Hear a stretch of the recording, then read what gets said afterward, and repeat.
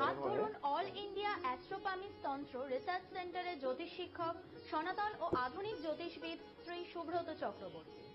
জ্যোতিষে আস্থা, প্রয়োজনে প্রতিকার, জীবন হবে স্বর্ণালঙ্কার। নমস্কার, কল্পতরুর সমস্ত বন্ধুদেরকে আমরা জানাই রবিবাসরীয় শুভেচ্ছা। আশা করি সকলে খুব ভালো আছেন। এই কুশল বিনিময়টুকুই যেন আমাদের মধ্যেকার যে ভালোবাসার সম্পর্ক, যে বন্ধন, সেটাকে যেন আরেকটু শক্ত করে বেঁধে দেয়। এই যে আমি যেমন জিজ্ঞেস করলাম নিশ্চয়ই ভালো আছেন, আসলে এটা একটা বিশ্বাস, এটা একটা আস্থার জায়গা। যারা কল্পতরুর সাথে জুড়ে রয়েছেন তারা অবশ্যই ভালো থাকবেন, তারা অবশ্যই সুস্থ থাকবেন। কেন? তার কারণ এই কল্পতরু অনুষ্ঠান একেবারে অন্য ধারার একটা অনুষ্ঠান, যে অনুষ্ঠান এই বছরের পর বছর ধরে আপনাদের সকলের অত্যন্ত কাছের, অত্যন্ত প্রিয় হয়ে উঠেছে। আমরা সকলেই জানি মানে জ্যোতিষ শাস্ত্র, সেই শাস্ত্র একটা নিরন্তর একটা সাধনা, নিরন্তর একটা প্রসিডিউরের মধ্যে দিয়ে সেটা এগোতে হয়। একদিনে বা দুদিনের মধ্যে আমি যদি বলে থাকি যে একেবারে আমূল পরিবর্তন হয়ে যাবে সবকিছু, সেটা সম্ভব না। ধাপে ধাপে কর্মের আস্তে আস্তে আমরা দেখতে পাই তার সুফলটুকু। আর এই সুফলটুকু যিনি দিয়ে আসছেন এত বছর ধরে আমাদের সাথে, তিনি সুব্রত চক্রবর্তী। তিনিই তো জ্যোতিষে আস্থা, প্রয়োজনে প্রতিকার, জীবন হবে স্বর্ণালঙ্কার। আমরা প্রচুর ফোন পাই সারা সপ্তাহ জুড়ে, এবং অনেকে যখন ফোন করে বলেন যে ভালো আছি, তখন এই যে কেমন আছেন এই জিজ্ঞেস করাটা, আশা করি ভালো আছেন, এই কথাটা সার্থকতা সেখানেই যখন তারা ফোন করে বলেন যে আপনারা এই কল্পতরু অনুষ্ঠান দ্বারা উপকৃত, এবং ব্যক্তিগতভাবে সুব্রত চক্রবর্তীর সাথে যোগাযোগ করে আপনারা উপকৃত, কারণ ওই আস্থা রেখেছেন, ভরসা রেখেছেন সেই মানুষটির প্রতি। আর তিনি তো বলেছেন প্রয়োজনে প্রতিকার। সেই প্রতিকারটুকু যদি আপনাদের সাথে থাকে, তাহলে মনে হয় এই যে আমাদের সামগ্রিক জীবন যাত্রা, জীবন ধারণ, সেই জীবন ধারণের মানটুকু বোধহয় আরো অনেকটা নিরাপদ হয়, আর একটু নিশ্চিন্ত হয়। এই নিরাপদ এবং নিশ্চিন্ততার জন্যই কিন্তু কল্পতরু অনুষ্ঠানের জন্য আপনারা অপেক্ষা করেন। সত্যি কথা বলতে কেমন জানি একটা আপনাদের সকলের সাথে আর্থিক যোগাযোগ হয়ে গিয়েছে যে কল্পতরু অনুষ্ঠান নিয়ে আজকেও ঠিক হাজির হব সমানভাবে আপনাদের সামনে। আপনারা ফোন করবেন, অবশ্যই কথা হবে। ফোন নাম্বার আপনারা সকলেই জানেন, স্ক্রল হয়ে যাচ্ছে নিচে, সেখানে তো করবেন। তবে যেহেতু আলোচনা ভিত্তিক অনুষ্ঠান, তাই এই আলোচনার মধ্যে একটা নির্দিষ্ট বিষয় থাকে, সে বিষয়ের উপরেই কিন্তু কেন্দ্রীভূত করেই কল্পতরু অনুষ্ঠানটিকে সাজানো হয়। অদিতি দেবনাথের কথা বলবো, শিলিগুড়িতে থাকেন। আর বলবো অমর বিশ্বাসের কথা, তিনি থাকেন রানাঘাটে। কেন এই দুজনের কথা বললাম? যারা কল্পতরুর নিয়মিত বন্ধু তারা তো জানেন যে প্রতিদিনই এরকম দুজন, তিনজন, চারজনের নাম এখান থেকে এই অনুষ্ঠানের মধ্যে দিয়ে আমরা বলি। তার কারণ কিছু কিছু মানুষ থাকেন যারা একটু বাড়তি চিন্তায় থাকেন, তাদের কোনো একটা জীবনের নির্দিষ্ট একটা গতি নিয়ে, বা জীবনের কোনো একটি অধ্যায় নিয়ে তারা একটু চিন্তিত হয়ে থাকেন। এই আজকে যে অদিতি দেবী এবং অমরবাবুর কথা বললাম, তারা একটু শারীরিক সমস্যায় ভুগছেন দীর্ঘদিন ধরে। এর থেকে কি কোনো প্রতিকার নেই? অবশ্যই রয়েছে। যেমন রয়েছে চিকিৎসা বিজ্ঞান, তার সাথে অবশ্যই রয়েছে জ্যোতিষ বিজ্ঞান। এই দুটোকে নিয়ে যদি পাশাপাশি আমরা থাকতে পারি, তাহলে মনে হয় এই যতটুকুনি চিন্তা, যতটুকু ভালো থাকার যে ইচ্ছে, সবটুকু বোধহয় পরিপূর্ণ হতে পারে। তাদের সেই ইচ্ছেটাকে স্বীকৃতি দিয়ে, সম্মান জানিয়ে আজকের কল্পতরু অনুষ্ঠান অত্যন্ত প্রাসঙ্গিক একটি আলোচনা। ঋতুচক্রের স্বাভাবিক নিয়মে কম বেশি সকলেই অসুস্থ, আমরা সকলেই জানি। তাছাড়াও অনেক মানুষ আছেন অনেক দিন ধরে মেডিসিন খাচ্ছেন, অসুস্থতায় ভুগছেন। কেন ভুগছেন? তার থেকে কি প্রতিকার? আজকে থাকবে তেমনই আলোচনা। আছেন তিনি কল্পতরু অনুষ্ঠানে, যিনি একেবারে সকলের বন্ধু হয়ে থাকেন, শ্রী সুব্রত চক্রবর্তী। চলুন তাহলে। নমস্কার, চ্যানেল সমস্ত দর্শক বন্ধুকে নমস্কার জানাচ্ছি। অনুষ্ঠান শুরুর প্রথমেই আমার পিতামাতাকে প্রণাম জানাই, মা তারার চরণে প্রণাম জানাই। সমস্ত বয়োজ্যেষ্ঠ মানুষদের প্রতি যারা আমার অনুষ্ঠান নিয়মিত চ্যানেল বিষয় থেকে চলেছেন প্রত্যেক রোববার 2:45 এছাড়া অন্য আর একটা মিডিয়াতে আমাকে প্রত্যেক বৃহস্পতিবার এবং সোমবার দিন লাইভ পেয়ে যাচ্ছেন। সোমবার দিন লাইভ পাচ্ছেন 2:45 এবং বৃহস্পতিবার দিন দুপুর 2:30। এছাড়া আমাকে ইউটিউবে অথবা ফেসবুকে কিন্তু যারা ফলো করেন তারা কিন্তু অবশ্যই জানেন যে ইউটিউবে আমার চ্যানেল ভিশন থেকে অনেকগুলো অনুষ্ঠান যায়, এবং ফেসবুক পেজ থেকেও কিন্তু আমার অনুষ্ঠানগুলো যায়, আপনারা কিন্তু ফলো করতে পারেন। এই যে সুন্দর অনুষ্ঠানটা আপনারা ফেসবুক থেকে দেখছেন অথবা টিভিতে দেখছেন বা ইউটিউব থেকেও লাইভ যাচ্ছে সেখান থেকে দেখছেন, ঠিক আমার ক্যামেরার পেছনেই আমাদের চ্যানেল ভিশন অনেক টেনশন দাদা ভাইরা রয়েছে, তাদেরকে শুভেচ্ছা ভালোবাসা জানাই, যারা অত্যন্ত দক্ষতা সহকারে আপনাদের কাছে এই অনুষ্ঠানটা সুন্দরভাবে পৌঁছে দিচ্ছেন, এবং চ্যানেল ভিশনের কর্তৃপক্ষকে শুভেচ্ছা ভালোবাসা জানাই। এবং অনুষ্ঠান শুরু প্রথমে আরেকজনকে শুভেচ্ছা না জানালেই হয় না, সেটা হচ্ছে আবিরদাকেও সঞ্চালনায় রয়েছে, আবিরদা কোনো শুভেচ্ছা ভালোবাসা জানাই। দর্শক বন্ধু, আপনারা প্রত্যেকেই জানেন আমার অনুষ্ঠান মানেই কিন্তু নতুন বিষয় এবং নতুন আলোচনা। আজকে অনুষ্ঠান শুরুর প্রথমেই আবিরদা ঘোষণা করেছেন যে আজকে আমাদের বিষয় কি হতে চলেছে। তো সেক্ষেত্রে সাধারণত যারা দুজন আজকে পাঠিয়েছেন তাদের নামগুলো ঘোষণা করলাম। হ্যাঁ, তো সেক্ষেত্রে বিষয়টাকে নিয়ে আজকে আলোচনা করি, এবং এর আগে আমাদের এই শারীরিক জায়গাকে নিয়ে একাধিক আলোচনা আমি করেছি, একাধিক, মানে তারপরও যারা পরপর হয়তো শুনতে চাইছেন বিষয়টাকে নিয়ে, তো আমি বললাম না ঠিক আছে আজকে শারীরিক জায়গাটাকে নিয়ে আলোচনা করা যাক। সাধারণত দেখবেন আমাদের এই যে শরীর স্বাস্থ্য, এটা নিয়ে আমরা কিন্তু অনেক ক্ষেত্রেই ভুগি। কারণ দেখুন, জড় আমাদের যেহেতু আমাদের শরীরের জায়গা রয়েছে, তো সেক্ষেত্রে শরীর খারাপ হবে, এটাকে আমাদের বাস্তবতা, এটাকে নিয়ে চলতে হবে। প্রত্যেকটা মানুষের মধ্যে যাতে প্রাণ রয়েছে, শারীরিক সমস্যা থাকবেই, তো সেটা একটা কমন বিষয়। কিন্তু শরীরকে আমরা কতটা সুস্থ রাখতে পারি, তার জন্য আমাদের কি লাইফস্টাইল লিড করছি, সেটা একটা সব থেকে বড় বিষয়। এবং খাবার, সেটা একটা, কিন্তু সেটাও একটা বড় বিষয়। কিন্তু তারপরেও জ্যোতিষশাস্ত্র হিসাবে আমাদের কাছে অনেকে জানতে চান যে দাদা, আমি কি দুরারোগ্য ব্যাধিতে ভুগতে পারি, বা আমার শারীরিকগত জায়গার এত সমস্যা দীর্ঘদিন ধরে চলছে, আমি দীর্ঘদিন ধরে একটা শরীরের সমস্যা নিয়ে ভুগছি, কিন্তু আমি সেখান থেকে রেহাই পাচ্ছি না, এই কম্বিনেশনটা কেন হচ্ছে, বা জ্যোতিষশাস্ত্র কি বলছে, এর পিছনে জ্যোতিষের কি সংযোগ থাকতে পারে। আবার অনেক মানুষকে আমরা দেখেছি, তিনি হয়তো হয়তো সামান্য কোনো কিছু রোগ অসুখ প্রত্যেকটা মানুষের যেটা থাকে, ঋতু পরিবর্তন কালে, যে আবিরদা প্রথমে বললো যে ঋতু পরিবর্তন কালে আমাদের শারীরিক সমস্যা নানা ক্ষেত্রে হতেই পারে, কিন্তু সেটা স্বাভাবিক এবং সাধারণ, সবার হয়, হয়তো জ্বর, সর্দি, কাশি, জ্বালা, বিভিন্ন ধরনের সমস্যা থাকেই। কিন্তু যারা দুরারোগ্য ব্যাধিতে ভুগছেন, দীর্ঘদিন ধরে কোনো শয্যাশায়ী হয়ে রয়েছেন, বা কেউ হয়তো একটা বিশাল বড় শারীরিক সমস্যাকে স্ট্রাগল করে তিনি লাইফে হয়তো বেঁচে রয়েছেন, এই সমস্যাগুলো যখন পরবর্তী ক্ষেত্রে যাতে না আসে, এই প্রবলেমগুলো কেন, আমরা কিন্তু আমাদের জনসম্মুখে বা আমাদের সামনে কিন্তু অনেক ধরনের এরকম নানা রোগের কথা শুনলে ভয় পেয়ে যায়, যে এই মানুষের এই রোগটা হয়েছে, কেন তৈরি হলো, ভগবান তাকে ভালো রাখো। আমরা প্রত্যেকেই চাই সবাই সুস্থ থাকুক, স্বাভাবিক থাকুক, কিন্তু তার সত্ত্বেও জ্যোতিষ হিসাবে সেই জায়গা থেকে আমাদের দেখতে গেলে দেখতে হয় যে শারীরিক সমস্যাটা কেন তৈরি হয়। প্রথমত, আমাদের এই যে 12টা ভাব রয়েছে, এই 12টা ভাব থেকে কিন্তু একাধিক ভাব বিচার করা যায়। প্রথমেই যেটা সব থেকে বিষয় বলবো, সেটা হচ্ছে দেখবেন আমাদের জ্যোতিষশাস্ত্রে বিচার করতে গেলে কতগুলো ভাব রয়েছে, যেমন হচ্ছে কি না, কেন্দ্রপতি, ত্রিকোণপতি, বনফর এবং দুস্থান, আমরা 4টে পর্যায়ে ভাগ করেছি। এবার এই যে 9টা গ্রহ রয়েছে, এই 9টা গ্রহের কিন্তু 3টে করে নক্ষত্র রয়েছে, 3 নয় 27টা নক্ষত্র, অর্থাৎ একটা গ্রহের 3টে করে নক্ষত্র অবস্থান আমরা পাই, অর্থাৎ টোটাল 27টা নক্ষত্র। অর্থাৎ সেই 27টা নক্ষত্রের আলাদা আলাদা নাম রয়েছে, অশ্বিনী, ভরণী, কৃতিকা, রোহিণী, মৃগশিরা, আদ্রা, সেখান থেকে শুরু করে একদম 27 নম্বর রেবতী পর্যন্ত। এবার এখানে অনেকে আমাকে বলে থাকেন দাদা, এই যে 27টা নক্ষত্র, তারপরে কিন্তু আর একটা নক্ষত্র রয়েছে অভিজিৎ নক্ষত্র। ইয়েস, ইম্পর্টেন্ট এই অভিজিৎ নক্ষত্রকে নিয়ে। অর্থাৎ অভিজিৎ নক্ষত্রকে নিয়ে আমরা কিন্তু সাধারণত কোনো জ্যোতিষ বন্ধুর কাছে বা চ্যানেলের ক্ষেত্রে কিন্তু খুব একটা শোনা যায় না।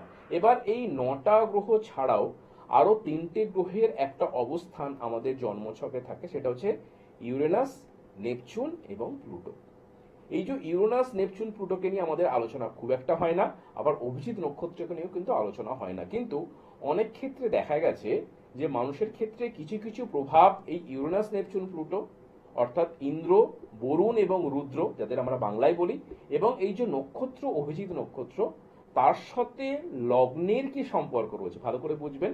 অর্থাৎ যে বিষয়গুলোকে নিয়ে আমাদের আলোচনা হয় না, সেই ইউরেনাস, নেপচুন, প্লুটো এবং অভিজিৎ নক্ষত্রের সাথে লগ্ন ভাবের কি সম্পর্ক রয়েছে। এবার এই যে 12টা ভাব, 12টা ভাবের মধ্যে প্রথম যে ভাবটা রয়েছে সেটাকে আমরা লগ্ন হিসাবে দেখছি। এবং কেন্দ্রস্থান, অর্থাৎ কেন্দ্রস্থান আমরা বলতে কি বোঝাই, 1, 4, 7 এবং 10। আপনি যিনি আছেন একটু সঙ্গে থাকুন, আপনার সঙ্গে নিশ্চয়ই কথা বলবো, আমি আলোচনাটা কমপ্লিট করে আপনার সঙ্গে কথা বলছি, ঠিক আছে?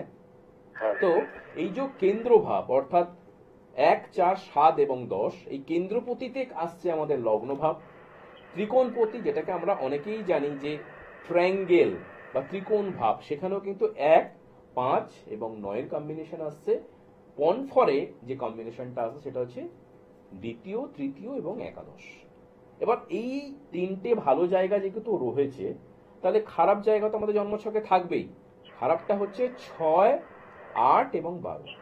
এই যে খারাপ জায়গা 6, 8, 12, যেটাকে নিয়ে খুব একটা আলোচনা হয় না, তাহলে এই 6 নম্বর ঘর, 8 নম্বর ঘর, 12 নম্বর ঘর, সেখানেও কিন্তু এক একটা ভাব বিচার হয়। অর্থাৎ 6 হাউস থেকে আমাদের একাধিক ভাব বিচার হয়, সাধারণত শত্রুতা বিচার হয়ে থাকে, আমাদের খারাপ যত কিছু রিপু ভাব সেটা বিচার হয়ে থাকে, অষ্টম ভাব থেকে নিধন বা আয়ু বিচার হয়ে থাকে, দ্বাদশ ভাব থেকে আমাদের ব্যয় ভাব বা নেগেটিভ বিষয়গুলোকে আমরা বিচার করে থাকি।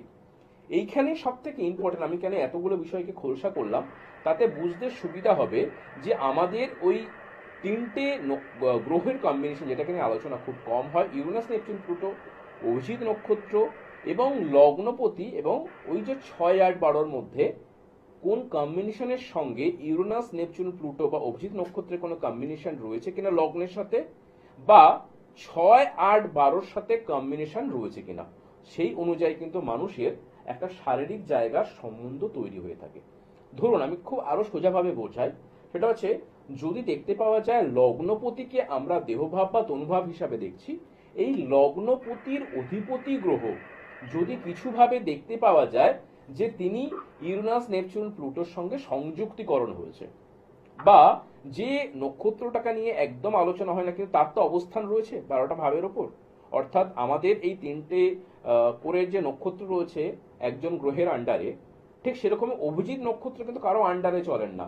সাধারণত উনি রুল করেন যেখানে অবস্থান করবেন সেই অবস্থানে নিজস্ব জায়গা তৈরি করে। আমরা যেরকম সূত্র পড়েছিলাম, জলের সূত্র পড়েছিলাম, যে জল যে পাত্রে রাখা হয় সেই পাত্রের আকার এবং আয়তন ধারণ করে, ঠিক সেরকম অভিজিৎ নক্ষত্র যে ভাবের ওপর বসে যাবে সেই ভাবকে কিন্তু রুল করতে আরম্ভ করবে।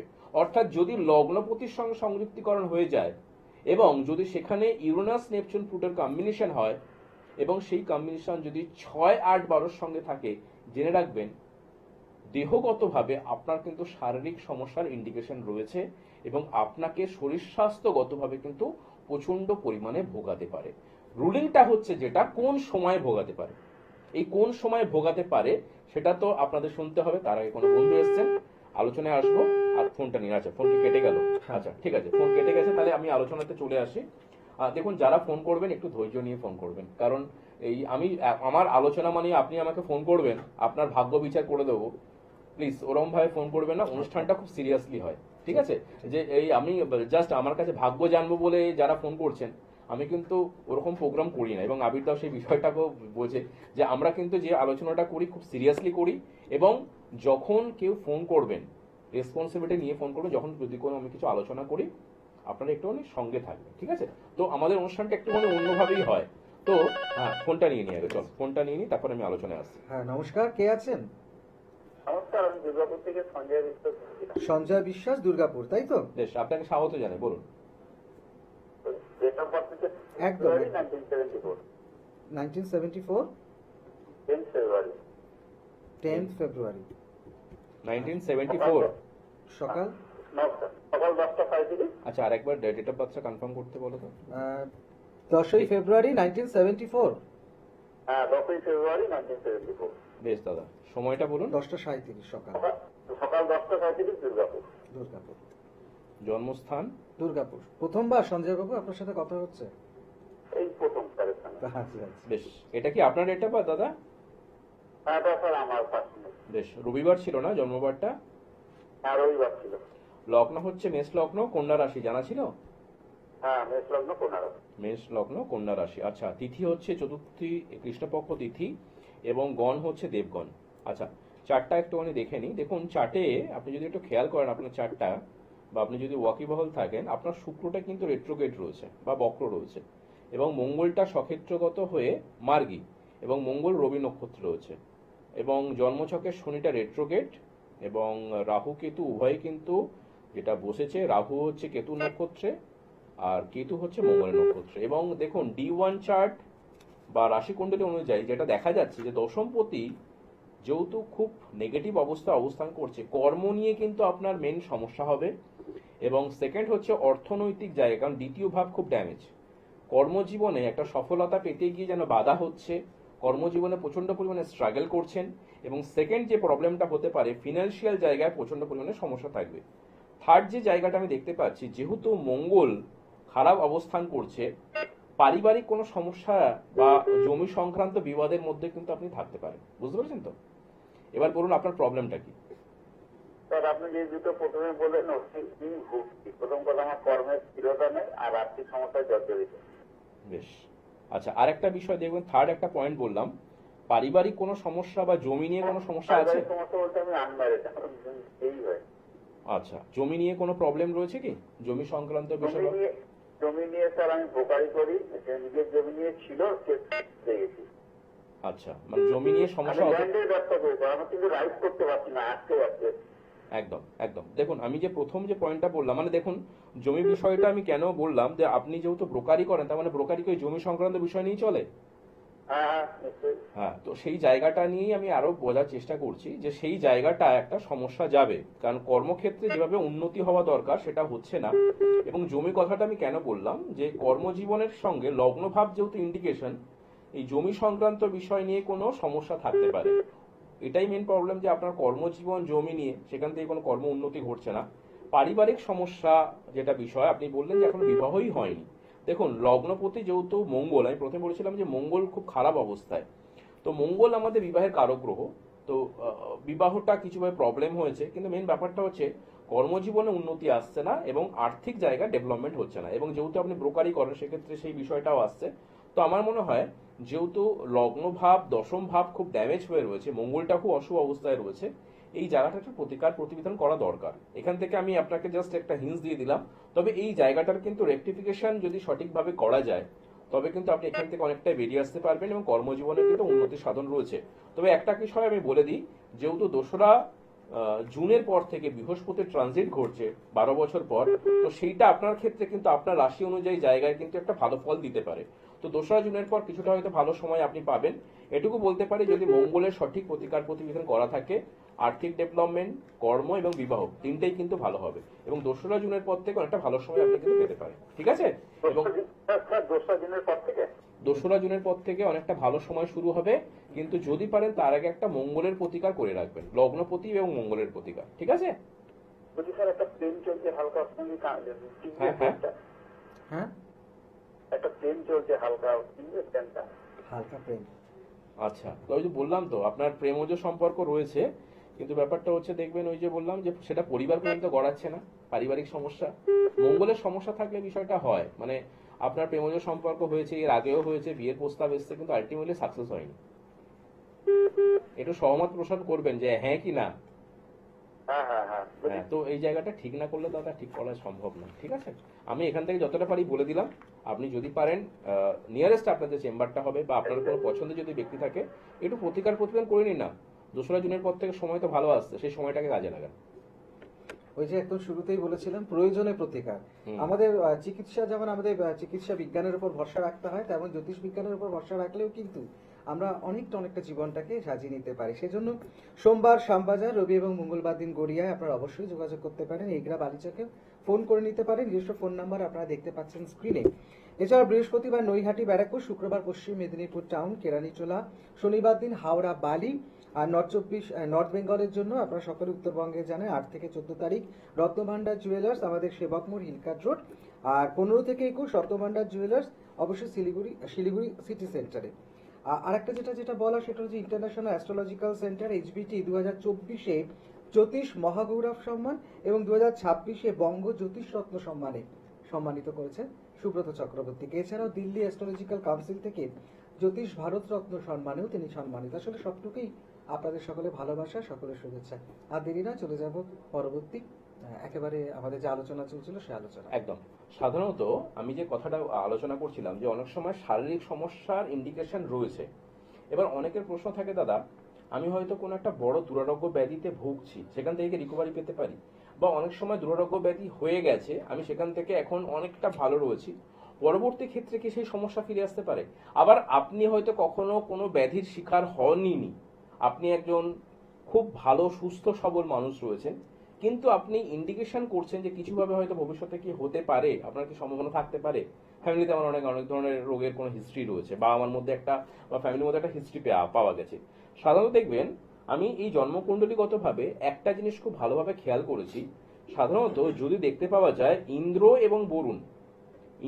এবং বরুণ যদি পাশাপাশি অবস্থান করে, ইন্দ্র বরুণ সাধারণত পাশাপাশি অবস্থান করে, কিন্তু ইন্দ্র যদি কখনো তুলা রাশিতে অবস্থান করে এবং বৃশ্চিক রাশিতে যদি কখনো বরুণ অবস্থান, ভালো করে বুঝুন বিষয়টা, ইন্দ্র যদি কখনো তুলা রাশিতে অবস্থান করেন এবং বরুণ যদি বৃশ্চিক রাশিতে অবস্থান করে, এবং সেখানে দুজনের মধ্যে যদি দেখতে পাওয়া যায় রাহু মোটামুটি তার 3rd হাউসের অবস্থান করছে, অর্থাৎ তৃতীয় ভাবে পনফরের যে অবস্থান, অর্থাৎ সেকেন্ড, অর্থাৎ কিছুভাবে বরুণের সঙ্গে নিজে অবস্থান করছেন রাহু, বা 3rd হাউসে অবস্থান করছেন, অথবা একাদশে রাহু অবস্থান করছেন, তাহলে কিন্তু তার ক্ষেত্রে তিনি যতই সুস্থ সবল থাকুক না কেন, একটা সময়ের পর যখন রাহুর মহাদশা আসবে, বিশেষ করে রাহুর মহাদশা আসবে, অথবা যদি ইন্দ্র তুলা রাশিতে অবস্থান করেন এবং বরুণ যদি বৃশ্চিক রাশিতে অবস্থান করেন, তুলা বা বৃশ্চিক রাশির যে অধিপতি গ্রহ অর্থাৎ বিশেষ করে মঙ্গল এবং শুক্রের যখন মহাদশা অন্তর্দশা আসবে, রাহুর যখন অন্তর্দশা আসবে, রাহু যখন তার থার্ডে থাকবে বা দ্বিতীয় থাকবে বা একাদশে থাকবে, তখন কিন্তু তার শারীরিক সমস্যার ইন্ডিকেশন একটা আছে। এটা একটা গভীর সূত্র, যেটাকে আমাদের জৈমিনী সূত্র হিসেবে ধরা হয় এবং পরাশরী জ্যোতিষশাস্ত্র হিসাবে কিন্তু এটাকে কিন্তু মান্যতা দেওয়া হয়েছে। তাই যারা এই জৈমিনী বা পরাশর নিয়ে পড়াশোনা করেছেন বা জানেন জ্যোতিষশাস্ত্র বিষয়টা, তারা কিন্তু এই বিষয়টাকে জানেন এবং এটা অবধারিত অনেক ক্ষেত্রে কিন্তু দেখা গেছে যে আমার শরীর স্বাস্থ্য খুব ভালো ছিল, হঠাৎ আমি দুরারোগ্য ব্যাধির শিকার হয়েছি। এবার আরেকটা বিষয় বলে রাখি যে যাদের ক্ষেত্রে বিশেষ করে দেখা গেছে যে রুদ্র রুদ্র যদি চন্দ্রর সঙ্গে একত্রে থাকে, অর্থাৎ চন্দ্র এবং রুদ্র একত্রীকরণ রয়েছে, অর্থাৎ রুদ্র এবং চন্দ্র এক ঘরে অবস্থান করছেন জন্মছকে। সাধারণত দেখবেন এই ইন্দ্র বরুণ রুদ্রকে আমরা কখনো কেউ জন্মছকে লিখিই না, কেউ লেখাই হয় না সাধারণত। কিন্তু এটা অবধারিত যে রুদ্রর সঙ্গে যদি চন্দ্র একত্রীকরণ থাকে, চন্দ্র হচ্ছে জলজ প্রাণী, সাধারণত সে যখন লগ্নকে হিট করছে বা লগ্নের সঙ্গে সংযুক্তকরণ ঘুরে যাচ্ছে, তার কিন্তু দুরারোগ্য ব্যাধির শিকার হয়। এবং সেখানে তার চন্দ্র যদি ভালো থাকে, চন্দ্র রুদ্রের সঙ্গে থাকলেও চন্দ্র যদি ভালো হয়, অর্থাৎ চন্দ্র বলবান চন্দ্র রয়েছে, তার বলবান চন্দ্রের অনেক ভাগ রয়েছে, চন্দ্রের অনেকগুলো ভাগ রয়েছে, যে কোন তিথিতে অবস্থান করছে, চন্দ্রের কোন পক্ষে অবস্থান করেছেন, চন্দ্রের মান কিরকম, তার জন্ম কি, তার পূর্ণিমার ওই সময়টা, অর্থাৎ চন্দ্রের তিনটে বলবান থাকে, অর্থাৎ ক্ষীয়মান চন্দ্র, বলবান চন্দ্র, একটা পূর্ণমান চন্দ্র। এই যে বলবান চন্দ্র যদি থাকে, তাহলে কিন্তু তার রোগ ব্যাধি থেকে তার মুক্তি ঘটবে। পরবর্তী ক্ষেত্রে তার বিশেষ করে রুদ্রের অবস্থান যদি ভালো হয়ে থাকে বা চন্দ্রের যদি মান ভালো হয়ে থাকে, তিনি কিন্তু সেখান থেকে ভালো হচ্ছেন, পরবর্তী ক্ষেত্রে তার রোগ ব্যাধি হয় না।